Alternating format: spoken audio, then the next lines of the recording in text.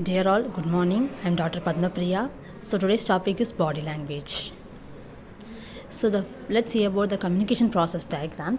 The process of communication refers to the transmission or passage of information or message from the sender through a selected channel to the receiver, overcoming barriers that affect its space.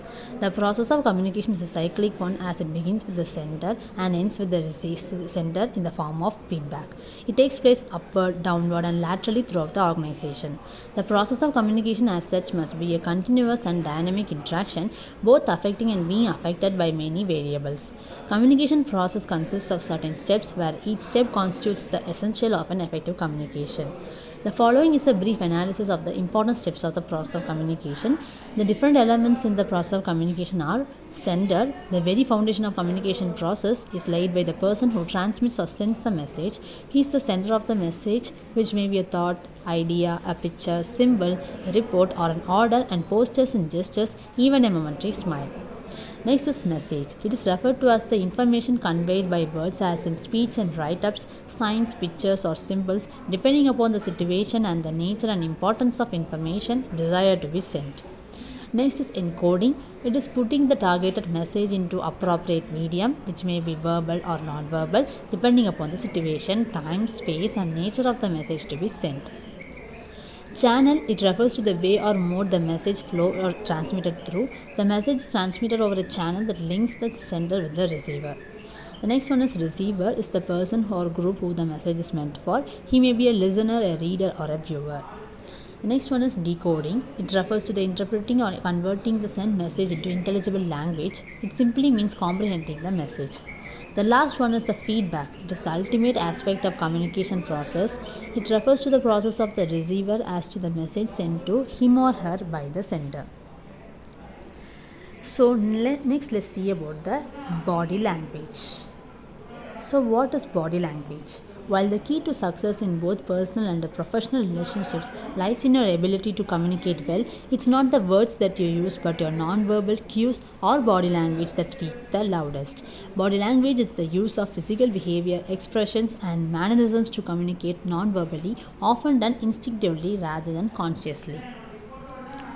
So, whether you are aware of it or not, when you interact with others, you are continuously giving and receiving wordless signals. All of your non-verbal behaviors, the gestures you make, your postures, your tone of voice, how much eye contact you make, send strong messages. They can put people at ease, build trust, and draw others towards you, or they can offend, confuse, and undermine what you are trying to convey.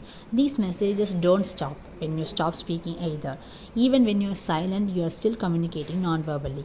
In some instances, what comes out of your mouth and what you communicate through your body language may be two totally different things.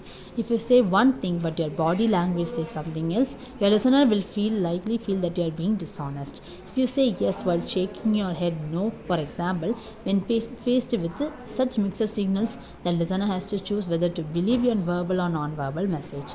Since body language is a natural, unconscious language that broadcasts your true feelings and intentions, they will likely choose the non-verbal message. However, by improving how you understand and use non-verbal communication, you can express what you really mean, connect better with others, and build stronger, more rewarding relationships. So the importance of the body language is your non-verbal communication cues the way you listen, look, move, and react. Tell the person you are communicating with whether or not you care, if you are being truthful, and how well you are listening. When your non-verbal signals match up with the words you are saying, they increase trust, clarity, and rapport. When they don't, they can generate tension, mistrust, and communication. If you want to become a better communicator, it's important to become more sensitive, not only to the body language and non-verbal cues of others, but also to your own. So the body language is of three types: kinesics, proxemics, and haptics. So the many different types of non-verbal communication of body language include facial expression. The human face is extremely expressive, able to convey countless emotions without saying a word, and unlike some forms of non-verbal communication, facial expressions are universal. The facial expressions for happiness, sadness, anger, surprise, fear, and disgust are the same across cultures. The next one is eye contact. Since the visual sense is dominant for most people, eye contact is an especially important type of nonverbal communication. The way you look at someone can communicate many things, including interest, affection, hostility, or attraction. Eye contact is also important maintaining the flow of conversation and for gauging the other person's interest and response. The next one is gestures. Gestures are woven into the fabric of our daily lives. You may wave, point, beckon, or use your hands when arguing or speaking animatedly, often expressing yourself with gestures without thinking. However, the meaning of some gestures can be different across the cultures. While the OK sign made with the hand, for example, usually conveys a positive message in English speaking countries, it's considered offensive in countries such as Germany, Russia, and Brazil. So it's important to be careful of how you use gestures to avoid misinterpretation. Next is posture and stance. Consider how your perceptions of people are affected by the way they sit, walk, stand, or hold their head. The way you move and carry yourself communicates a wealth of information to the world. This type of nonverbal communication includes your posture, bearing, stance, and the subtle movements you make. Next one is touch. We communicate a great deal through touch. Think about the very different messages given by a big handshake, a warm bear hug, a patronizing pat on the head, or a controlling grip on the arm, for example. The next one is space relationship. Have you ever felt uncomfortable during a conversation because the other person was standing too close and invading your space? We all have a need for physical space, although that need differs depending on the culture, the situation, and the closeness of the relationship. You can use physical space to communicate many different nonverbal messages, including signals of intimacy and affection, aggression, or dominance. So, what's your body telling you? So, body language are the gestures, poses, movements, and expressions that a person uses to communicate.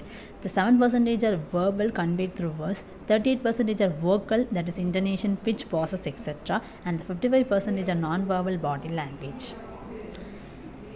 So, again, there are some other gestures like voice. It's not just what you say, it's how you say it. When you speak, other people read your voice in addition to listening to your words. Things they pay attention to include your timing and pace, how loud you speak, your tone and inflection, and sounds that convey understanding, such as think about how your tone of voice can indicate sarcasm, anger, affection, or confidence.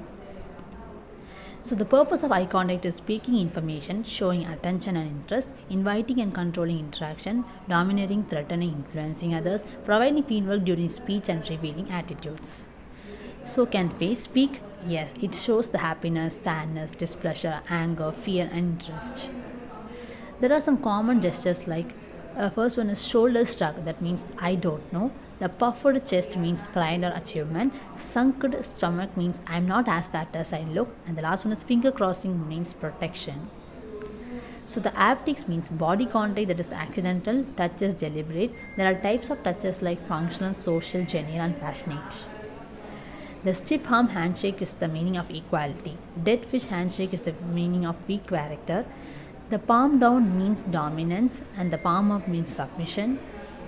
Knuckle grinder means aggression. Fingertip grab means keep at considerable distance. Arm pulling means insecurity.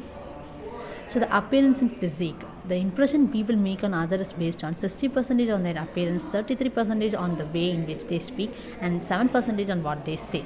It shows the income, status, personality, and occupation. So how to be attractive with the people? Eye contact, facial expression, head movements, gestures, postures, proximity, body contact, appearance and physique, and timing and synchronization. Thank you.